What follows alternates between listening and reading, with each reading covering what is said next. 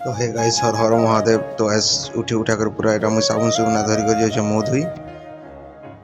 धुई जाकर पूरा फ्रेश होकर पले नी भट्टा के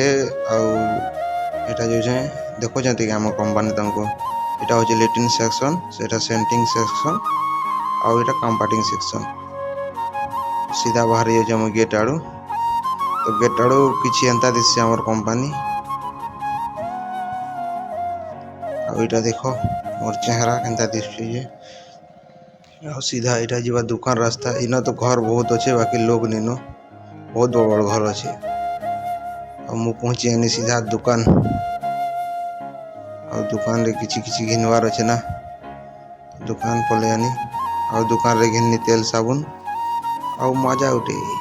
मजा पी पी कर मस्त मुई आसुँ रास्ता रे वीडियो एतकी थिला वीडियो भल लागे बोले लाइक करबो।